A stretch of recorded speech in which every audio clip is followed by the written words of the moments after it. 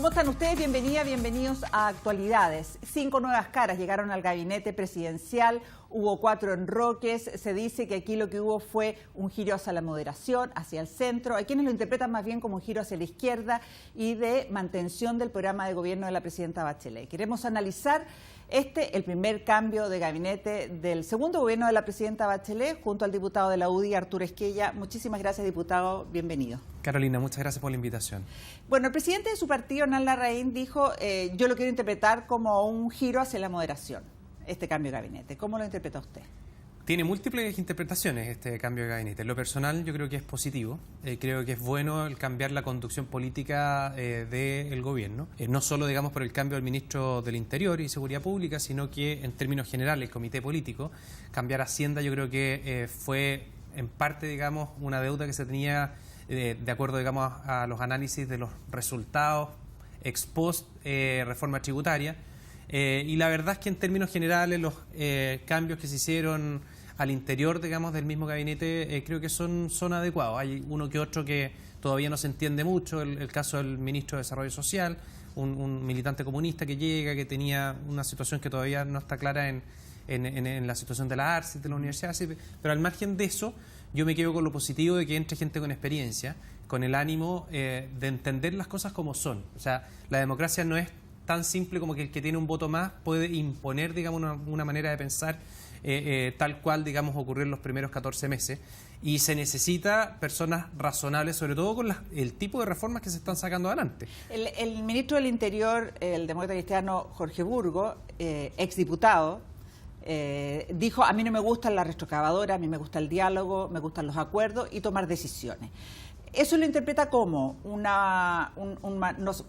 valga la redundancia, como que van a llegar a mayores acuerdos y por lo tanto el programa también de gobierno puede modificarse, flexibilizarse. El programa de gobierno son titulares, entonces hay mucho que se puede hacer dentro de esos mismos titulares. O sea, si se habla de una reforma constitucional, puede ser el camino a la perdición del país o el perfeccionamiento de nuestras bases institucionales y manera, digamos, de organizarnos como país para mejor. Así de amplio, digamos, a mi juicio, es la interpretación de esos titulares del programa gobierno. Yo conozco a Jorge Burgos, tuve la oportunidad de trabajar con él durante 4 años en el periodo pasado en la Comisión de Constitución. Lo mismo con Marcelo Díaz, el nuevo vocero de gobierno, que era hasta hace poco el embajador en Argentina, y al mismo también Jorge Insunza, el nuevo ministro de la Secretaría General de la Presidencia, que va a llevar la agenda legislativa.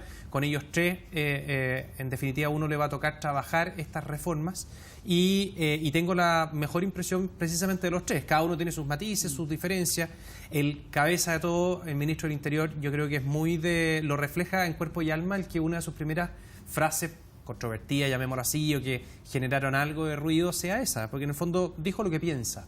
Y me da la impresión de que si es que llegó a la moneda a un cargo tan importante, la presidenta lo conoce desde hace mucho tiempo, por algo lo tenía de ministro de Defensa, sabe que efectivamente es una persona que hace únicamente aquello con lo cual está de acuerdo en el contexto, digamos, de que forma parte de un equipo, pero en el sentido de que si es que lo obligan a andar haciendo asambleas constituyentes o cosas que no van, digamos, con su lógica de país, a mi juicio eligieron a una persona equivocada y a juicio de él seguramente lo debe pensar así y daría un paso al costado. Así claro, que, porque la para redondear, sabiendo eso la presidenta, yo creo que ella optó por un camino distinto. Acá se hablaba de que su decisión podía dejarla como que fracasó el modelo de la nueva mayoría y que tenía que recurrir a la gente del pasado, llamémoslo así. Yo creo que supo encontrar un término medio. Personas que efectivamente tienen una suerte de lógica por haber trabajado años anteriores en los gobiernos de la concertación, pero que al mismo tiempo tienen una visión de país que empalmaría perfectamente con la lógica del programa de gobierno. O sea, este cargo como ministro de Interior asignado a Jorge Burgos indica que se esfuma el fantasma de la Asamblea Constituyente, fantasma para muchos, ¿no? Para los mismos empresarios, para ustedes como coalición opositora e incluso para muchos dentro de la democracia cristiana. Yo creo que sí. En ningún caso esfuma la lógica de una nueva Constitución, cosa que también yo reclamo. O sea, ¿para qué andar partiendo de cero, digamos, es que tenemos una Constitución que ha funcionado y ha funcionado bien durante los últimos 30 años, que ha sido modificada en forma permanente. Han habido 34 procesos de reforma con más de 250, 300 modificaciones. Hay un solo capítulo en toda la Constitución que no se ha modificado. Es decir, ¿se necesita una nueva Constitución? Yo creo que Jorge Burgos piensa que sí. Bueno, hay muchos que incluso dentro de su coalición, como Andrés Alamán, senador, piensan que sí, porque lo que se necesita es legitimidad. Está bien, la legitimidad estará en su origen o estará en el ejercicio. Hay 30 años de ejercicio de esta Constitución. En todo caso, ese tema va a venir. No sé si viene el caso de detenernos en profundidad en el punto. Lo que quiero decir es que cualquier camino que se elija, reforma constitucional muy profunda como el año 2005 o una nueva Constitución, siempre, me imagino yo, en la cabeza del actual ministro del Interior va a ser en el marco de la institucionalidad. Y eso es una buena noticia para Chile. ¿Usted ve como una buena señal, desde la perspectiva suya, el que se le haya indicado una pausa a la discusión de la reforma laboral? Está en el Senado ahora y el nuevo ministro de Hacienda junto a la ministra Rincón, ahora ministra del Trabajo, han pedido que se detenga esa discusión para analizar esta ley. Sí, pero no soy tan optimista que esa detención pasa por hacerle modificaciones profundas, que es lo que necesita esta reforma sindical, porque a mi juicio de laboral no tiene mucho, tiene más que ver, digamos, con la composición de los sindicatos. Hay que ver, ahí seguramente esa pausa tiene que ver con que la misma ministra que estaba viendo otras materias pueda de alguna forma introducirse en profundidad con los avances de esta reforma y poder manejarse en ella, digamos. Yo no veo muchos cambios desde la perspectiva del rol de los sindicatos, en fin, entre Javiera Blanco y la ministra Rincón. O sea, creo que deben ser más o menos de una línea similar. Distinto es si hubiera llegado, qué sé yo, el ministro Barraza a trabajo, por decir algo, digamos, que puede marcar la diferencia un poco más. Claro, pero lo que atemoriza a los empresarios, más que esto que usted llama reforma sindical, es que se obliga a una negociación interempresa, que escapa a lo sindical, digamos, más bien tiene que ver con que los procesos negociadores sean obligatorios, por así decirlo, para todos, porque hay muchas empresas que por ser de poco tamaño, ¿no es cierto?, y tener pocos trabajadores no tienen un sindicato tampoco. Estamos claros, pero alguien esperaría que una reforma laboral también apunte a generación de empleo, perfectamente. Si uno hace modificaciones al Código del Trabajo, perfectamente podría ser con ese norte. Y obviamente en esta reforma no es así. En todo caso, para no ser injustos, porque no creo que quede instalado de que no va a haber cambio alguno. Me tocó también trabajar bastante con la ministra Rincón en su cargo en la CESPRES, digamos, en la Comisión de Constitución, y es una persona también que busca el diálogo, o sea, busca, digamos, el acercar posiciones y que de alguna manera todos se sientan representados en lo que se está sacando adelante. No es de la lógica retroexcavadora en ningún caso. Y ya a estas alturas, de acuerdo a la evaluación que tiene la reforma laboral, efectivamente se requiere acercar posiciones y ese acercamiento de posiciones pasan, digamos, por a mi juicio matizar un poco los efectos que podría esta tener. Es la primera vez desde el retorno a la democracia en 25 años que se saca un ministro de Hacienda, y además tan tempranamente del gobierno, a un año y un mes de iniciado el segundo periodo de la presidenta Bachelet. Había salido Aninat, ministro de Hacienda, pero 3 meses antes de finalizar el gobierno de Frey, porque se iba a asumir un cargo en el FMI, si mal no recuerdo. ¿Cómo ve usted esta señal en este cambio? ¿Cree que estos brotes verdes de los cuales se han hablado, esta necesidad de crecimiento, de mayor inversión, se va a ver, se va a invertir en la tendencia que va hasta ahora, porque el nuevo ministro va a generar efectivamente menos incertidumbre, más expectativas en el mercado, mejores expectativas? La economía de un país gira en torno a las confianzas. Las decisiones que tienen que tomar los inversionistas, sean nacionales o extranjeros, pasan precisamente por tener un clima de certidumbre. Cada vez que existía o existe ruido en el país en cuanto al cambio de las reglas del juego, eso tiene una repercusión importante en materias económicas. La mejor muestra de lo que estoy diciendo es que apenas se nombró a el ministro Valdés, se disparó la bolsa en Chile, los mejores, digamos, índices en los últimos 2 años. Entonces, eso dice algo.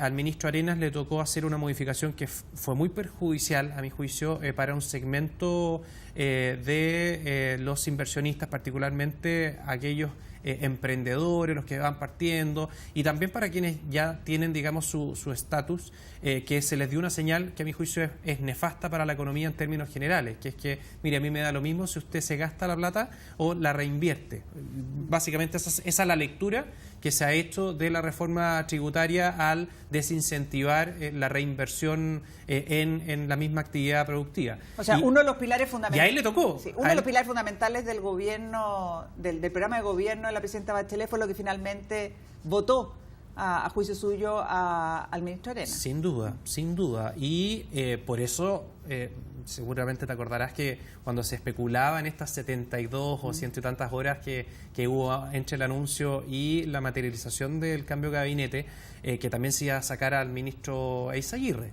Y eso tiene una razón de ser. Y la razón es precisamente que las reformas tan estructurales, tan profundas y con el eje que le ha dado este gobierno no han sido bien recibidas por la ciudadanía. Se logró afirmar porque tiene la mitad de la reforma, o la parte, entre comillas, más positiva, o las buenas noticias que tienen que ver con la mejora en la carrera docente, las retribuciones, digamos, a los profesores, la gratuidad en la educación superior. Todo eso está todavía por verse, entonces seguramente eso fue la razón por la cual no lo movieron. Pero si es que la reforma educacional hubiera sido lo que ocurrió solo el año 2014, yo no tengo ninguna duda que lo habrían sacado también con el ministro Arenas. Usted me contaba que no solamente Jorge Burgos, sino que los otros dos ministros políticos del gobierno, el ministro Insunza y el ministro Díaz, formaron parte, trabajaron con usted, digamos, aquí alcanzaron a trabajar todos juntos. ¿Qué espera usted de la interlocución del equipo político con el Congreso cuando hay muchísimas leyes que se van a ver importantes, no solamente la reforma laboral que ya está en discusión, sino que todas las normas que tienen que ver con la probidad y también, obviamente, lo que va a ocurrir con la Constitución que todavía están en signos de interrogación?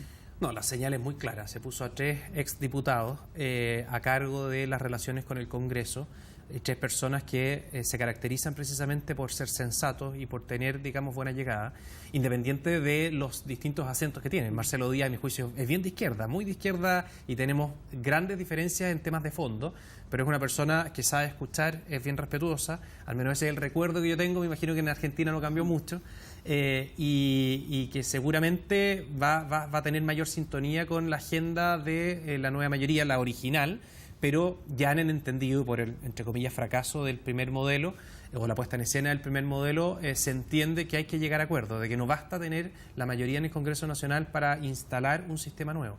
Eso es especialmente importante cuando hablamos del proceso constituyente.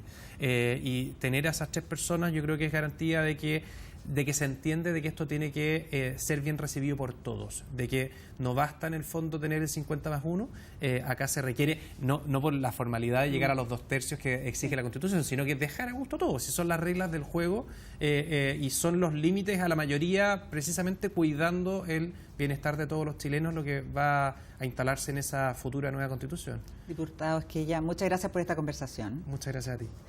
Nosotros hacemos una pausa y al regreso vamos a estar conversando con la diputada del Partido Socialista, Daniela Chicardini.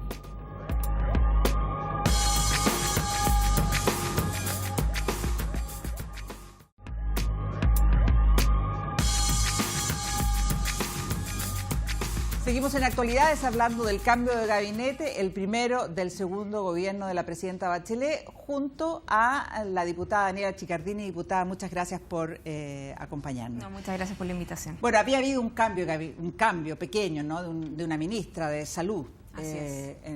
A principios o fines del año pasado, ¿no? Sí. Pero este fue un cambio profundo, a juicio suyo, ¿o no? Yo creo que sí. Sin duda que después del retorno de la democracia no se había visto un cambio tan impactante como este, pero yo creo que si hoy día la presidenta, en el contexto de la crisis política en la que estábamos viviendo, no era menor, habíamos empezado con el tema de Penta, Cabal, Soquimich, etcétera, etcétera, yo creo que si hoy día cambiábamos 10 ministerios sectoriales, creo que no iba a ser un impacto. Yo creo que se necesitaba este cambio de gabinete y que sin duda este nuevo equipo dentro de esta nueva etapa de gobierno va a ser mucho más fortalecido y va a cumplir también con las expectativas que espera la ciudadanía. ¿Cómo lo lee usted? ¿Como un cambio de gabinete que muestra una moderación por parte del gobierno respecto de su programa de gobierno? ¿Como un giro hacia el centro, como han dicho algunos?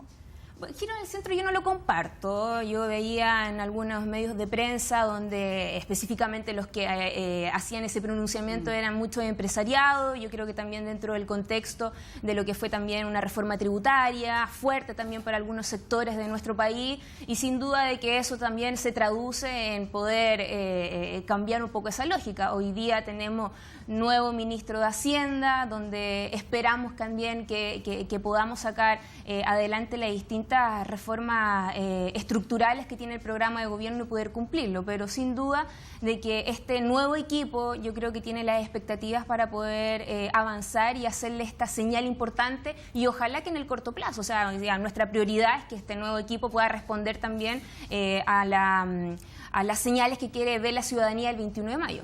Sí, pero cuando yo hablo de moderación tiene justamente que ver con la moderación en esas reformas estructurales que todavía están pendientes. Hay aspectos todavía en educación que se tienen que tratar. Hay muchas todavía reformas por hacer en ese sector. Está la reforma laboral a la cual se le ha pedido una pausa por parte del ministro de Hacienda y la ministra del Trabajo.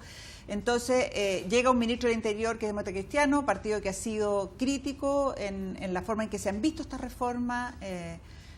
¿Piensa usted que el programa de gobierno tiene un giro hacia mayor flexibilidad, hacia mayor moderación? Yo creo que no, porque, ojo, o sea, acá pueden haber pronunciamientos personales, pero eso no quiere decir que hoy día el programa, que esto es una colectiva, es un proyecto colectivo, tiene que salir adelante como inicialmente lo propuso la presidenta, que es un compromiso con la ciudadanía y se tiene que cumplir, como también se han ido cumpliendo distintos proyectos que ya estaban en el programa, lo que era una reforma tributaria, que fue difícil sacarla, lo que era también la reforma educacional, que hoy día ya vamos por el tema de la gratuidad, lo que es la desmunicipalización, pero la gente todavía no ve en el diario vivir, en la mejora de su calidad de vida, esto porque claramente lo vamos a ver mediante la concretación, la materialización de estos proyectos cuando la gente lo pueda percibir.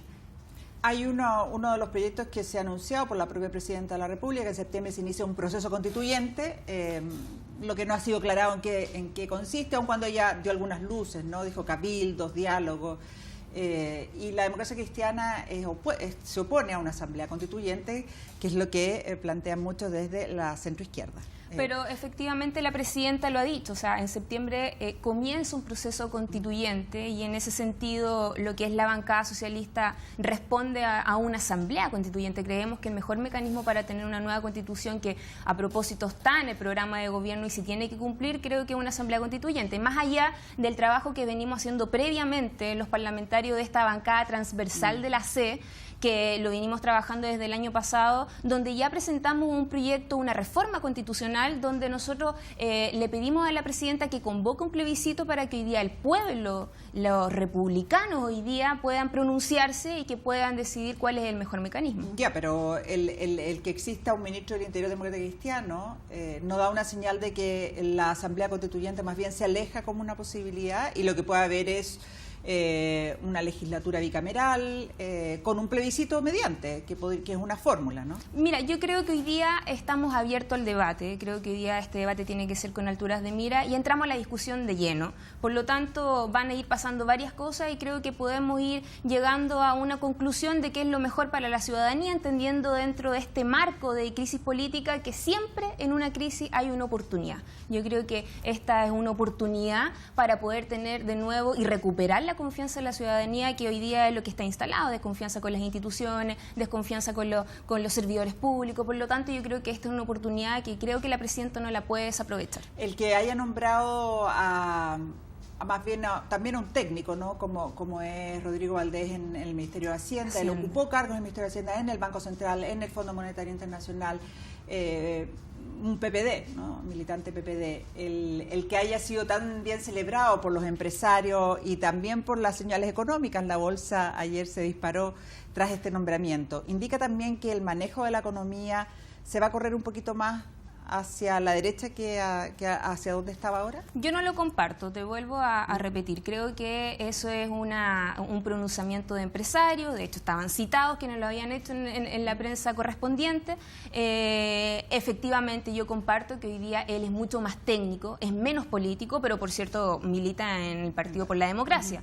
Pero que obviamente tiene que seguir el alineamiento y el eje principal que es el programa de gobierno y cumplirlo como corresponde. ¿Y por qué él puede darle confianza a los mercados y a los empresarios y no a Arena?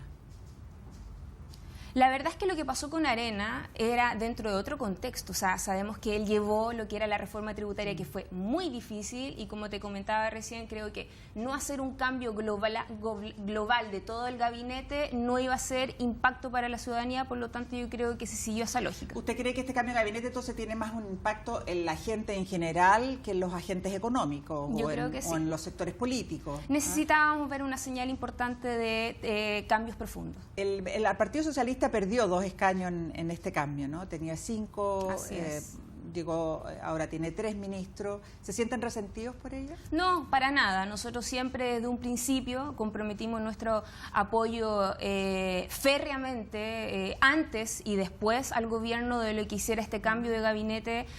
Por lo tanto, nosotros no nos sentimos para nada con diferencias ni con prejuicios. Al contrario, creo que era necesario si es que la presidenta lo consideraba así. Por lo tanto, nosotros estamos satisfechos y estamos respaldando hoy día la decisión de ella. El aún presidente de su partido y diputado Osvaldo Andrade dijo que el gran desafío de este gabinete es el diálogo y la conducción política. ¿Usted está de acuerdo con eso? No, sin ninguna duda. Es más, creemos que hoy día la conducción de una nueva presidenta del Partido Socialista, como va a ser Isabel Allende este próximo domingo, no me cabe ninguna duda de que ella va a tener con su experiencia, con todas sus capacidades políticas, de tener una buena conducción política dentro del Partido Socialista, sobre todo en el marco de que ella hoy día es la primera mujer presidenta, donde viene también de un precedente que dejó en la presidencia del Senado. Por lo tanto, creo que hoy día están todas las condiciones para hacerlo. Pero desde el Congreso, desde el equipo político de La Moneda, ¿qué esperan ustedes como parlamentarios?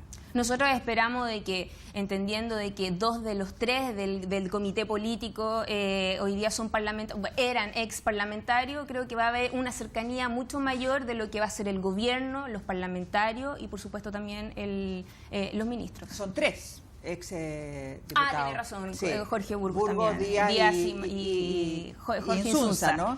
¿Y eso en qué se debiera traducir? Porque un reclamo desde el Congreso es que se dan las urgencias y se envían proyectos que no tienen que ver con los ritmos del Parlamento. ¿Usted cree que en eso se va a quitar un poquito el acelerador? Yo creo que va a haber más conexión, entendiendo de que ellos saben los procesos legislativos, también conocen cómo es el sistema dentro del Congreso y también saben cómo son los tiempos que se manejan dentro del Congreso. Por lo tanto, yo creo que va a ser una oportunidad como para poder acelerar los procesos y tener, yo creo que una estrategia de cómo podemos sacar en el corto plazo seguramente los proyectos que están como prioritarios y hacer un manejo mucho más cercano con los parlamentarios que hoy día sin duda que lo necesitamos. Como socialista, ¿le parece bien que un demócrata cristiano sea el jefe de gabinete? Sí. ¿Por qué no? ¿Por qué no? Si hoy día estamos en un conglomerado y precisamente en una coalición de compromiso del proyecto del programa de la presidenta Bachelet. Por lo tanto, todos hoy día estamos hablando en el mismo idioma. Creo que tenemos un diálogo común que es poder sacar adelante estos programas, estas reformas estructurales profundas con expectativas muy altas sin duda, pero que hoy día le llegue en el mejoramiento de la calidad de vida de las personas.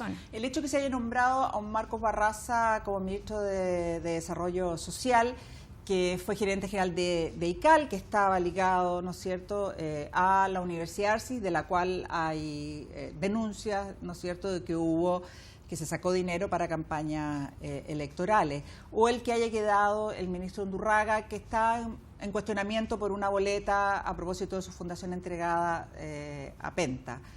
¿Usted cree que eso no es contradictorio con esta confianza y mayor transparencia que se espera hacia la ciudadanía? Nosotros esperamos que las instituciones funcionen y que en ese sentido se hagan las investigaciones correspondientes y a ver qué es lo que arroja. Ahora yo no puedo hacer un juicio antes de saber concretamente qué es lo que ha pasado. O sea, usted tiene el beneficio de la duda y de la inocencia. En términos más allá de lo político, de los ritmos parlamentarios, de las leyes que debieran ser prioridad, ¿qué opina usted para este año? Porque hay una agenda de probidad que va a enviar la presidenta, la anunció hace pocas horas.